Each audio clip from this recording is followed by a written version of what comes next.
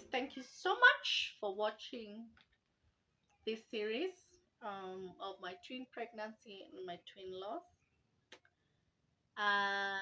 By now, I'm sure you've already seen Mandy, our very beautiful girl, and you know that we lost at this point. I'm sure you already know that we lost Sandy, the brother, after birth. So now, what I am going to be talking about now is my birth and my delivery story. So on 30th June, I reported, I think it was around 1 p.m. because they had already told me that I need to be there by 2 p.m. So I had already packed my bag. Niko nimepack bag zangu kitambo mazee. I think I packed my bags the minute that pain started coming and going away. If you've not watched that, I would request that you go watch the previous videos and then you can come back to this one so that you get updated on what I'm talking about. So they did what they needed to do. I think there was some blood work, excuse me, that all hospitals do before you go for elective CS. And yes, then I got admitted. Nilifika hapo 1 p.m. and I think I was being admitted at 7 p.m. Yes, 7 p.m.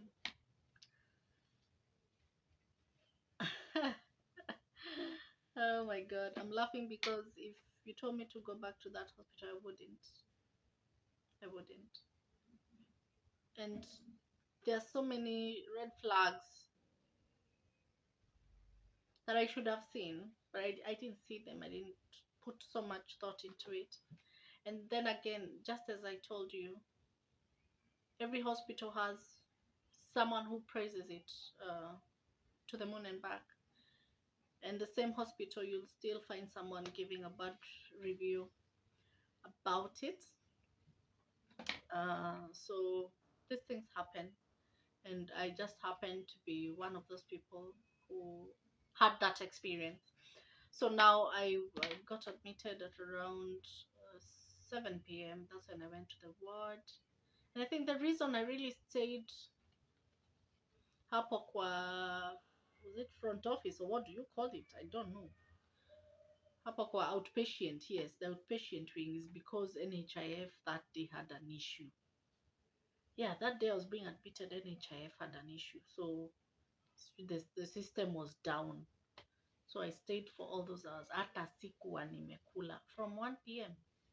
Sikuwa nimekula. Nakumbuka hata ilibidi nitoke kwa gate niende ni buy nini, some yogurt and something. Yes. Because hata hiyo 7 p.m. when I was being admitted, the people in the wards had already taken supper. So sikukula supper hiyo hospitali. I slept because of the yogurt and the biscuits that I took that evening. So I got admitted. I went to the ward. Sorry, I was picking a scan which had fallen, and I'm already starting to feel like I'm getting emotional, and I don't want to cry because I feel that I have nimepita hapo kwa kulia. So yes, I got admitted. Nikaenda kwa kitanda yangu. My bed was in the farthest corner. So nikaingia kwa bed, and then just as I changed into, I stayed for about 2 or 3 hours before I changed into the hospital gown. And then once I changed into the hospital gown, I remembered that I've not taken a photo. I think I remember my husband had requested me to take a photo of myself, you know, before I changed into the gown, and I hadn't taken one. So I nikavaa nguo tena, my home clothes, and I took a selfie, which I am going to post somewhere there. And I entered the bed. So that night was quite long for me because sikupata usingizi. And I would want to not tell you that I was feeling something was off, but I'll tell you, I was, my instincts were telling me something would go wrong. My instincts at that point were telling me something would go wrong. Either I would not leave that hospital. I felt, I just had that feeling that something would go wrong. um, so Nikalala, I didn't sleep. I hardly slept that night. And then coincidentally, in that ward where I was in, sorry, there were two other mothers who had just delivered twins. Both of them had just delivered twins, and I remember uh, one who was, I think, one bed away from where I was. Her husband had come that night to spend the night with her to help her. You know, a twin pregnancy is no joke. A twin, you know, twin birth is no joke. So the hospital had allowed him to be there with the wife. And I remember texting my husband and telling him that it seems couples who have delivered twins are allowed to be there. You know, there are hospitals that don't, and especially at that time because it was around the COVID-19 time. So I was just on my bed, tossing and turning, and then at around 1 a.m. there's a mother who had just delivered, I think that day, and I think she was in pain. It was a CS ward. She was in pain. She was crying. She was literally crying, and the nurse there was, I think she was doing some rounds or something, so she hadn't come to attend to her. So when the crying was too much, I went and held the baby for her. I don't remember why she was crying. I don't really remember exactly why she was crying. I think the baby was not, there was no milk. She didn't have milk at that time. So her baby was just crying. She was also in pain from the from the C-section. So me and my twin pregnancy, ndio mimi nilikuwa naenda kumshikia mtoto. I went and held for her the baby. She wanted to go to the washroom. She went to the washroom. And I told her to relax. And I calmed her down because I told her, if you continue crying, your milk you'll not produce any milk, because crying is, you're stressing yourself the more. And she relaxed, and I held her baby for about Alika, because her mother was just come from a section. Before she goes to the washroom, does her thing, and then come back. Those were not less than 15 minutes standing. I held her baby standing because I couldn't hold the baby while I was seated. My stomach was too big. So at some point, as I was holding her baby, I felt dizzy. Karibu nianguke, by the way, and I'm holding someone's child. So I had to sit down with the baby. And eventually she came. I gave her the baby, and I told her to relax, and I told her to keep breastfeeding the child. Eventually the milk will come. And of course, I also told her that if she relaxes, the milk is going, the easier the production of the milk will happen. So I went back to my bed, and the nurse who was on duty that night, she gave me a name, akaniambia Msaidizi, something like that, because I was the one helping that lady. But that's beside the point. I took it as a compliment anyway, rather than a flatter. So she came, listened to the heartbeat of my children. They do that quite often, and they check your BP as well at night. And then morning came. I was very anxious. I was extremely anxious. And in the morning, they came around 9 a.m. I honestly thought that I was going to the theater at 7 a.m. But they came at around 9 a.m. so that they could prepare me for theater. And just before I went to theater, that was around noon. Oh, I have the scan here. Let me check. And I gave you the dates. This was on 7th. No, on 1st July. At around 12, I had this scan. Hii scan yangu ilifanywa 12:24 p.m. just before I went to theater. In fact, I went to the what? To the scan. Inaitwaje? Yes, that one, the X-ray, whatever, with my catheter on. Okay, nikaenda. That was very uncomfortable. First of all, because the distance from the ward to the scan, your place, your scan, was quite like a distance. And here I was walking with my catheter on. Hey, maze. So nikaenda. There was a client in. I had to sit down outside fast, despite the nurse who had accompanied me telling the sonographer that this was an emergency. So eventually nikaingia. I just waited. I waited for about 10 or 15 minutes outside with my catheter on. Nikaingia. And I'll tell you for free that my catheter, it was leaking. But that nurse who had accompanied me told me not to worry about that. And I'm sorry if I'm saying too much, but I want to be as plain, as authentic as I can. So nikaingia. Sonographer did her thing, told me that my babies are okay. The heart rate was good, everything else was good.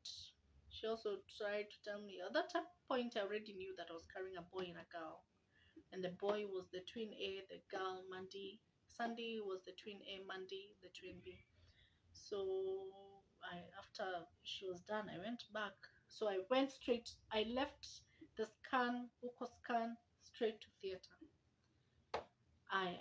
In the theater, just before I got to the theater, there was someone inside who ndio alikuwa natoka. They were leaving the theater at that time. They had just delivered.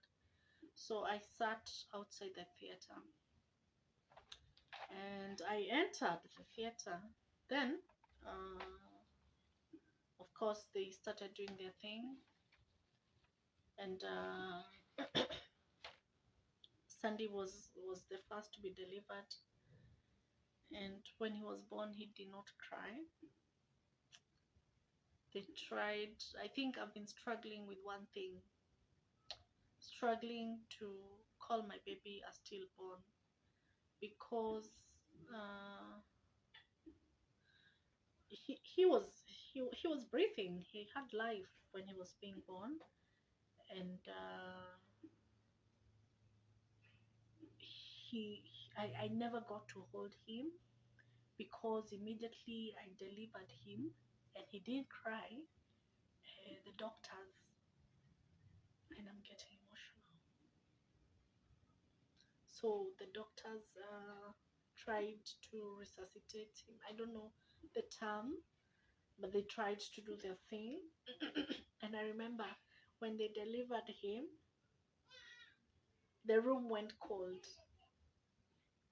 and they were trying to, do something from my right side, the farthest right side, where I was.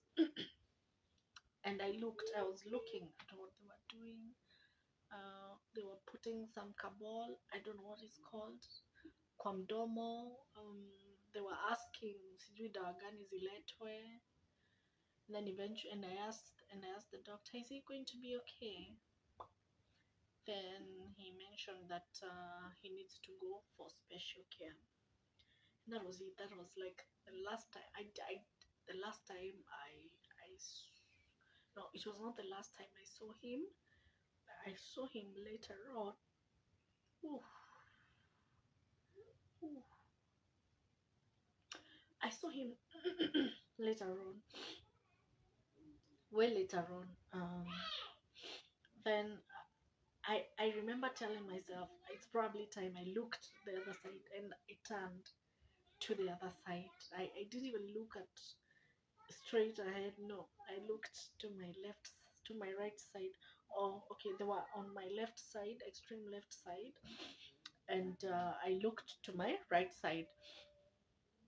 So eventually, um, so soon after Mandy was delivered, she cried, and one of the doctors said, "Ah, sasa huyu ndiye mtoto. Now this is the baby, because she has been delivered and she has cried outrightly." So I remember that doctor said, "Now sasa huyu ndiye mtoto." To mean this is the baby, the they always, a baby is healthy if they cry immediately after birth, which Mandy did. And I was wheeled out of the theater soon after they were done. So I got to see Sandy at around 4 p.m. I left the theater at around 12:45 p.m. 12:45 or 1, around there, around that time. Um, and I went. Of course, I was taken back. I was wheeled back to the ward. I slept almost immediately after that. So the only person, and then my husband came at around that time, at around 1 p.m. Because in that hospital, you don't go with your spouse inside the theater. So he was there around 1 p.m. When I was being wheeled to the theater, he was around the hospital. So he came, and of course, I think at that time, I I had not slept, and my phone was off. My phone was no, my phone was on, still on. So he called me, and I told him what had happened. Told him that Sandy was. Told me that he had gone for special care. So yeah, that was it. So yeah, I called him, I think, or he called me. I don't remember which of the two. And I told him that Sunday, the doctor told me that Sunday had been taken to special care, and Monday is well, is well. So he went. I think he asked where, yes, where the nursery was, or where Sandy was, and he went and saw him. So within his last few minutes, my husband is the one who was with Sandy. He was literally there when Sandy took his last breath, or should I say, when they realized that them trying to bring him, do something was all in vain. So he was there when Sandy breathed, breathed his last. I did not get a chance to hold him myself because I was in shock. I was scared. I don't know what I was scared of. I don't know. I was just scared of something. Yeah. So that is how my delivery went. So hi guys. So this is now me editing the video, and then I remembered that there's something very important that I didn't tell you in the video. So I'm adding this clip in the middle of that video. So after I had left theater, let me put the phone a little bit far. So some minutes after the anesthesia was about to isha kwa mwili, I don't know what it's called in English. When he was almost getting over in my body, the nurse who was doing rounds came and realized that I was not bleeding. I don't know whether it's I was not bleeding or ilikuwa inatoka ikiwa very light colored blood, which was a sign of the blood ilikuwa imeclot ndani ya uterus, and my uterus had also not inaitwaje, there's something the uterus going back to its original form. What is it called? I don't know. Yeah, that one. I'll check it out and put it somewhere about there. So she came, and I think that was one of the most traumatic experiences I've ever had in terms of delivery, because that lady had to literally manually, by manually I mean she had to literally put her hands down there and remove the clots manually. And when I tell you people that I cried like a baby, that's exactly what happened. That was the most painful thing I have ever experienced. It was so painful. I cried, guy. It was painful. Umetoka theater, and then someone is removing clots from your uterus manually. Hiyo kitu, I really felt a lot of pain. It was so much pain. Where I'm not the kind of people who cry anyhow, but I cried in that word, and I was not just crying silently. No, nakwambia me, I cried, nilitoa sauti mpaka word ikaenda silent because of how it was so much pain. So that is one thing I left out as I was recording the video.